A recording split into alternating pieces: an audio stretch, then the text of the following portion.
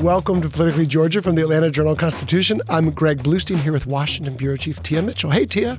Hey, Greg. Are you ready for a busy final stretch before not just the runoffs, but also the special session in Georgia? I am ready. I think you can already see the gears starting to turn. Yeah, the gears are definitely turning. The money is being spent. The campaign ads are out. And because it's Monday, this is our time to shine too. We always love answering questions from the listener mailbag to help you kick off your week. It is a chance for us to help you better understand Georgia politics and the candidates asking for your vote. Anytime you've got a question, a reminder, you can call and record it on our 24-hour podcast hotline, 770-810-5297. You can text us that number as well, or you can email us at politicallygeorgia@ajc.com. All one word, politicallygeorgia@ajc.com. Producer Shaney B and his legion of interns are always waiting, standing by. And I know you've got a big batch of questions this week for us to answer. We sure do. And we'll start off with a text message because, you can text that Politically Georgia hotline. This comes from Stephen in Sandy Springs, who asks, what are these new Rick Jackson ads that are running? Did Kemp endorse Jackson? He did not. But before we get into that, let's play the ad. If you like Brian Kemp, you're going to love Rick Jackson. Rick Jackson's been a good supporter of mine. Yeah, he's a donor. Well, right? Yeah, he's a donor. He's got a great story. And I've kind of felt like for really 2 years now that race is right for political outsiders, especially somebody that could sell fun.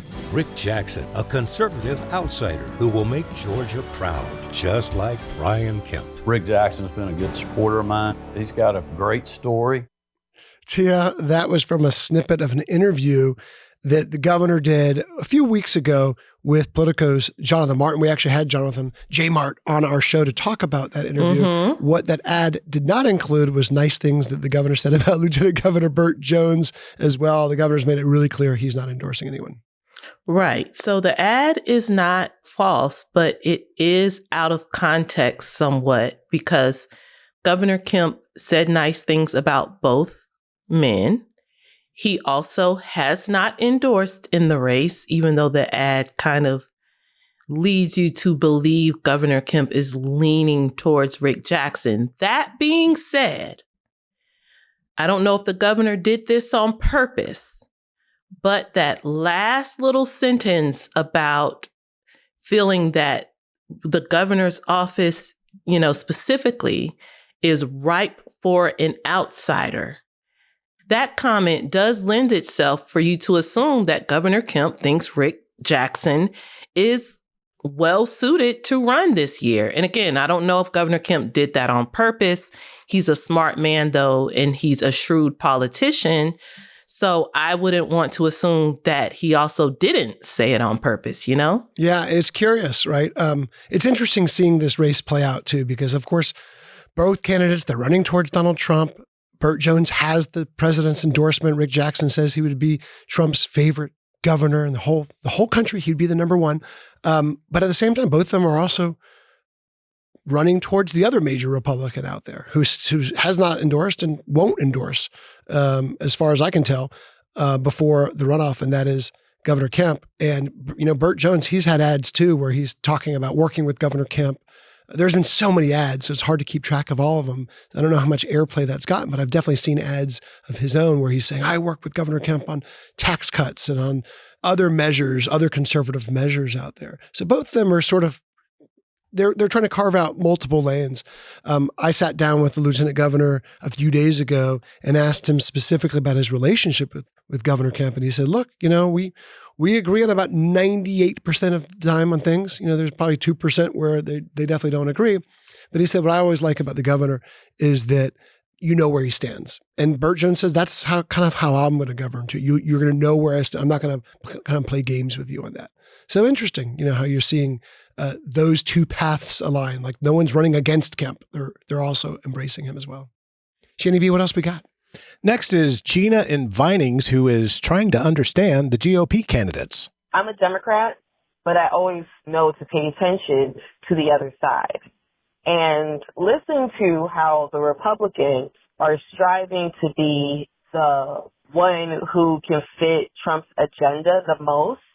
I find it to be inconsiderate of actual Georgia voters because Trump is acting as if he's king. So we want somebody who can be a jester to the king the best. Is that really what it comes down to for Republicans?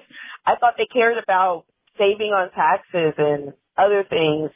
I feel like trying to say who's more of a Trump MAGA senator to push Trump's agenda versus what's important for Georgians. I hope somebody can explain it. T, you want to take the first crack at that? Yeah, I think Gina is making an observation that even Republicans who are on the ballot in November are struggling with, because the message that they need to get out the vote in a primary is, a lot of them believe you have to be pro-Trump to win in a Republican primary. And there are many examples this year of Republicans in other states who had split with Trump and he endorsed other candidates and they lost their primary. So I don't think, Greg, you correct me if I'm wrong, but I don't know of any Republican who was successful in the primary in Georgia this year who ran on being, not a MAGA America First Republican. Yeah, I think you're exactly right. So that is a message you hear from Republicans.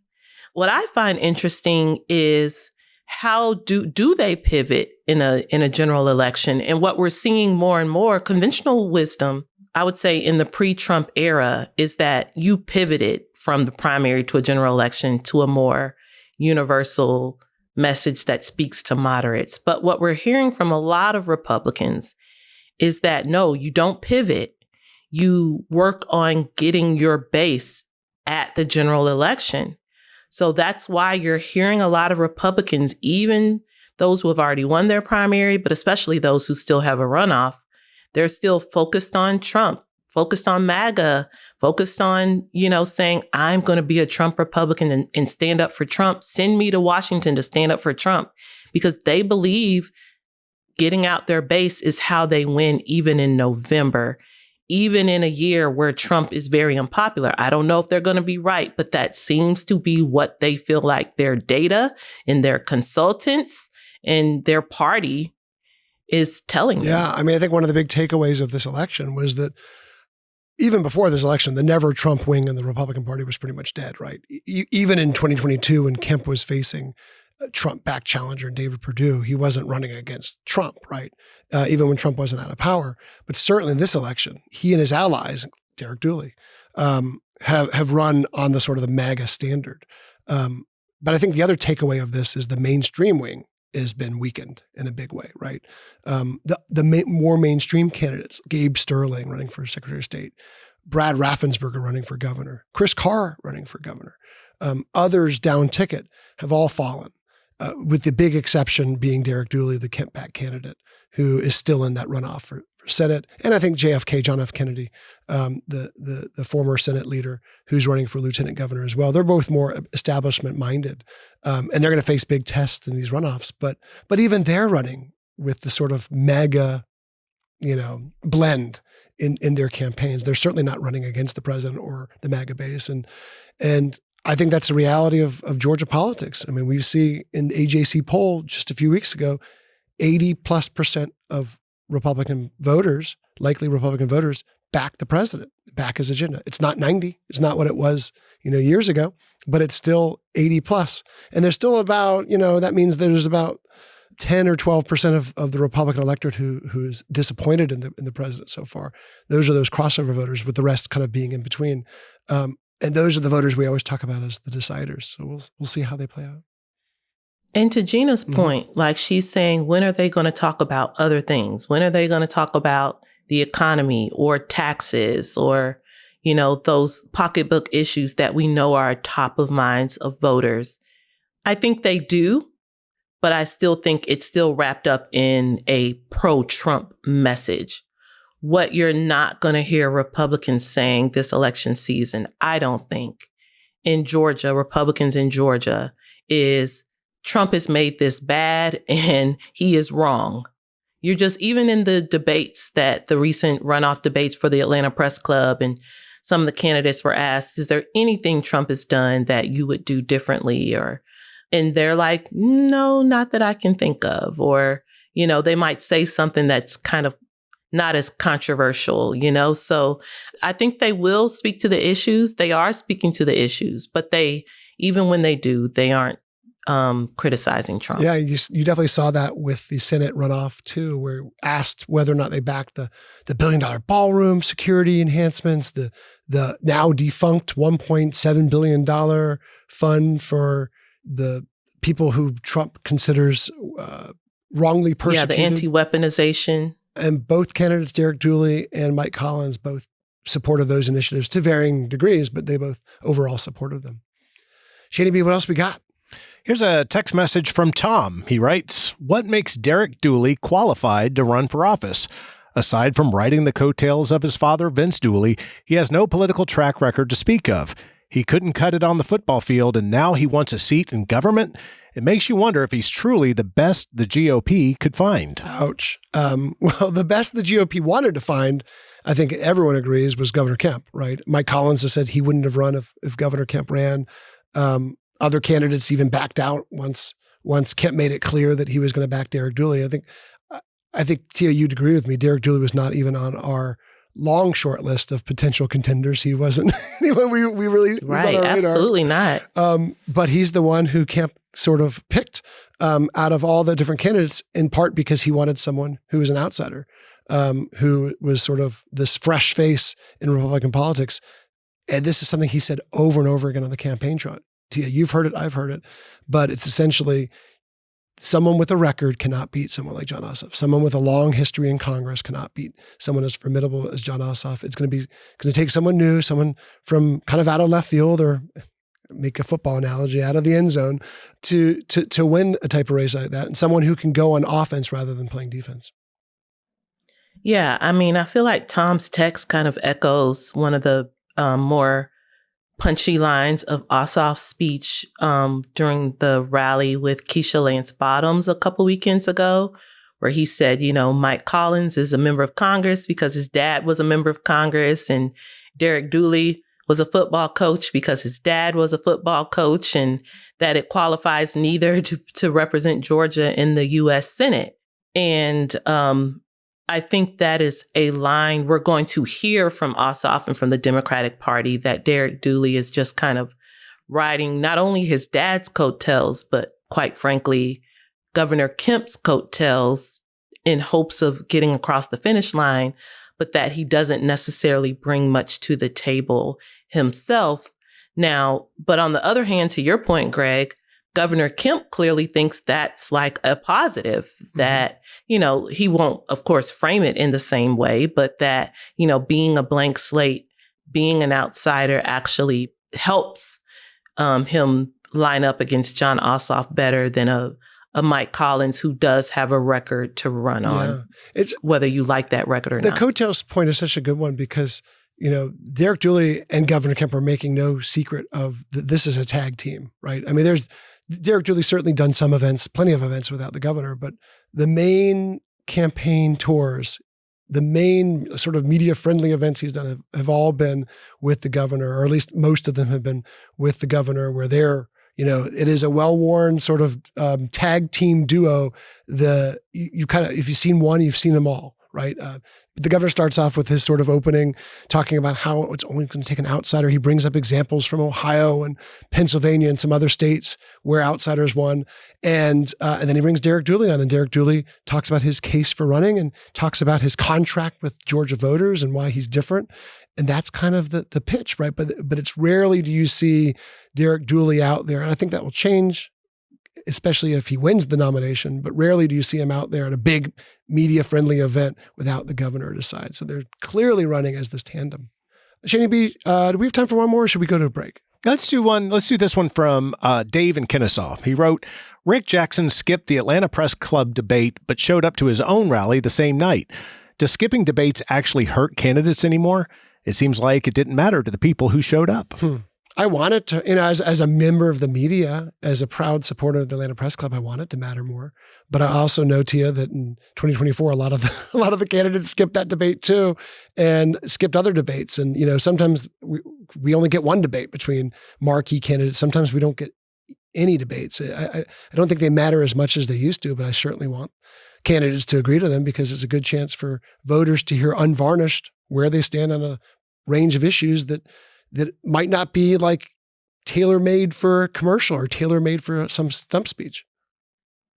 Yeah, I mean, the difference between the stump speech and the commercial in a debate is the debate allows for pushback. It allows for live reaction from either the moderator or the opponent to the things a candidate may say, whereas they get to control the narrative completely in their ads or even when they're hosting their own events. So I do think skipping one debate, people don't care.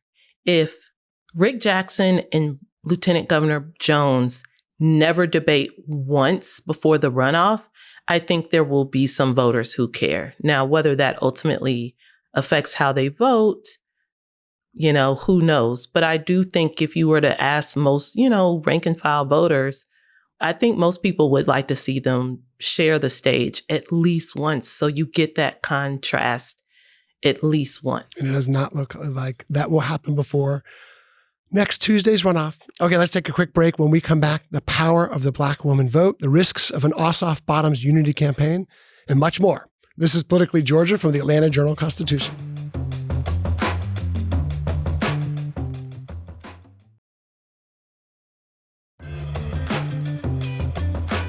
Welcome back to our Monday mailbag edition of Politically Georgia. I'm Greg Bluestein here with Tia Mitchell, answering your listener questions from this past week. Reminder, we love hearing from you. So send us your questions anytime at politicallygeorgia@ajc.com. You can also call or text our podcast hotline anytime, day or night, 770-810-5297. Shani B, what do we got? What's next? You know what I wish we had? What? Prank calls from your kids again. It's just a sign that they have grown up. With really bad Australian accents. Brooke actually reminded me of that while we were biking around Hilton Head a couple of days ago. She was like, Daddy, can I start doing that again? Yes, please. Yeah, bring it on. I will gladly play But this it is not Brooke. As we're about to clarify. You will not hear, this is not my daughter. No, this is not Brooke. But you know the rules. You leave a name or I give you a name. And so this is Othello with a question about a key Democratic voting bloc. Hi, I'm calling about the May 28th show. I heard someone say that Black women were the backbone of the Democratic vote in Georgia. I'd like to believe that to be true, but if it is, where were they when Abrams was running? I mean, that person was a very real, legitimate candidate for governor, and people didn't show up. Bottoms, I don't think is quite as good as Abrams, but either way, she could win if those people showed up, if we all showed up. Tia, that's a great question, but I would answer Black women did show up for Stacey Abrams. There wasn't great exit polling in 2022, but there was in 2018. And it was a huge turnout for Black women for Stacey Abrams. I'm looking at right now, 92% of Black women voted for Abrams. So, and our polls sort of reflected that as well. But the issue for Democrats trying to build that coalition is not an issue with Black women. Right. I mean, Black women did show up for Stacey Abrams. And I think Stacey Abrams worked really hard to increase turnout, particularly in 2018. So you can also argue that some of her key voting blocs, including Black women, did show up stronger than maybe they had in the past, which is why she got so close in 2018. That coalition continued to grow, and it helped Joe Biden, John Ossoff, and Raphael Warnock win in 2020. But a candidate like Stacey Abrams or Keisha Lance Bottoms can't win with just Black women alone. You've got to have a wider coalition than that. And I think that was the challenge for Stacey Abrams, particularly white people, white women, white men, for Stacey Abrams. And that's going to be the challenge for Keisha Lance Bottoms, particularly those voters outside of Metro Atlanta. Yeah, and we saw a little glimpse of that. It's interesting looking deeper at the election results because, you look at Metro Atlanta and she won 158 of Georgia's 159 counties. So she had an overwhelming, turnout and overwhelming broad show of support. But in Metro Atlanta in particular, she didn't necessarily win a majority of Metro Atlanta. There are some counties where she did better than others, but she won a plurality in Metro Atlanta. If it was only in Metro Atlanta, we'd be in a runoff right now. She actually did much better than I think even some of her diehard supporters thought she would outside of Metro Atlanta, in places like Columbus and rural Georgia, in the Savannah area.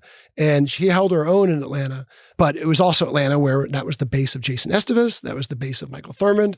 And to a degree too, that was the base of Jeff Duncan. So there was a lot more competition among those four candidates in the vote-rich area of Metro Atlanta than there was in the rest of the state where Bottoms really cleaned up.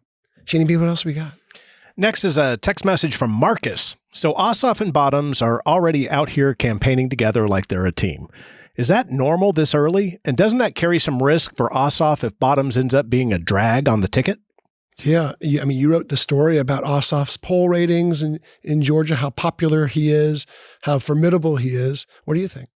Yeah, I think for Ossoff, I think we talked about this a little bit last week, but I think there are a lot of upsides because we know for Ossoff, he likes to campaign with the eye towards Black voters. And as we just discussed with the previous question, Keisha Lance Bottoms, her strength is Black voters, particularly Black women. So it makes sense why they're running for a ticket. Is it normal this early? No, because usually in an open seat, the Democrats had a runoff back in 2018, the last time the governor's race was an open seat. So, and also remember that Senate terms are 6-year terms. So it's not always lined up as perfectly as it has been the last few cycles. So it just so happens that Ossoff's 6-year cycle coincides with a governor's race. Last 6 years ago, it coincided with a presidential race. And him and Warnock were often sharing the stage with Joe Biden. I remember covering the 2014 race where we had a major race for U.S. Senate, a major race for governor, and you had 4 different bus tours, right? And you had none of those candidates were really running on a ticket. They were not holding big rallies. David Perdue was somewhere here in Georgia. Nathan Deal was somewhere here. Jason Carter was somewhere here. Michelle Nunn was somewhere here, right? They were all kind of off on their own trails in a sense. And, flash forward to 2022, where it was such a big deal that Stacey Abrams and Raphael Warnock, even though they were friends, even though they went way back, I mean, even though you can make the case that Stacey Abrams really helped set the stage and clear the field for Senator Warnock to run for the U.S. Senate. They also didn't run as a combined ticket in 2022. The one event they had together, or at least one of the early events they had together, was such a major deal that we gave it all these headlines. Oh my gosh, they're campaigning together because they had different platforms and they had different messages and they had different approaches. And clearly Senator Warnock's message was for the middle of the electorate, while Stacey Abrams was kind of doing a lot like she did in 2018, which was base mobilization. So yeah, not altogether that routine in Georgia, but also not unheard of. We've definitely seen candidates who run as a ticket. Yeah, and if for some reason there is a huge scandal or something comes out where Bottoms' campaign is in disarray, maybe Ossoff does pivot a little bit and do more. And I'm not saying they plan on doing everything together. They so far have had one big rally to kind of kick off the season. I'm sure more are planned, but I also think they're both going to do their own thing for this campaign. But yes, if Bottoms ends up being a drag, I would expect Ossoff to not appear on stage with her as often, and vice versa. If, Ossoff for some reason also something happens and he has a huge misstep, you would expect Bottoms to create some distance as well. Yeah, and actually they already are running. Of course they're running their own campaigns already, right?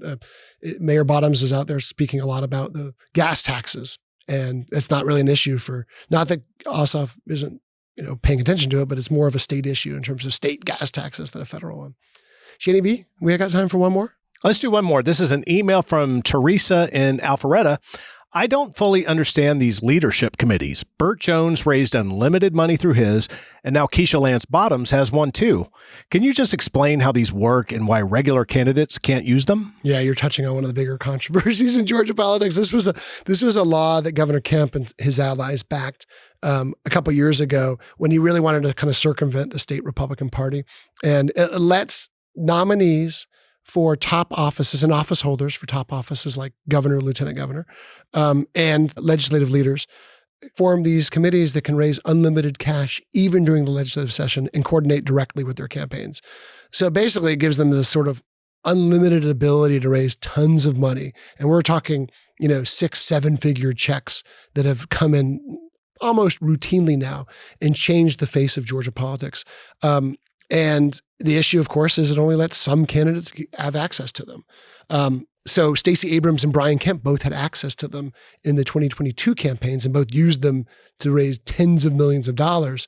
But the question was, when could Abrams have access to it? And she couldn't have access to it until she won the party's nomination. Lots of legislation, lots of legal maneuvering going back and forth here. But in this campaign, you're already seeing Bert Jones use his, Keisha Lance Bottoms, once she became the nominee, now she can start raising unlimited funds. But other candidates like Attorney General Chris Carr during the campaign sued. Rick Jackson, even though he has billions of dollars at his disposal, he says he's worth $3 billion. He said it's an unfair advantage for the lieutenant governor. So it's the constant source of legal back and forth as well. Yeah, I have nothing to add because I don't get it either. But I do. I mean, I feel like at the root, and correct me if I'm wrong, Greg, but this was a way to allow certain candidates to raise money given the state law prohibiting lawmakers from raising money during the legislative session. Yeah. So this was a workaround to that, but it only applies to certain candidates. Yep. Only applies to the nominees or the office holders themselves for lieutenant governor, governor, and legislative leadership posts. So it excludes attorney general, secretary of state. Again, you can see why this has become such a hot button issue for both parties. And there's a lot of lawmakers who privately wish that this had never passed. Okay, that's going to do it for today's edition of Politically Georgia. If you enjoy what you heard, please follow, rate, and review us on your favorite podcast platform and share Politically Georgia with a friend. We'll talk to you next time on Politically Georgia from the Atlanta Journal-Constitution. Thanks for listening to the Politically Georgia podcast. Our executive producer is Shane Backler. AJC's head of audio is Sam Stamler. Production support from our partners at Goat Rodeo, including Kara Schillen, Hazel Hoffman, and Max Johnston. For more of our political coverage, visit ajc.com/politicallygeorgia, and we invite you to support local journalism by subscribing to the AJC. Join us again next time on the Politically Georgia podcast from the Atlanta Journal-Constitution.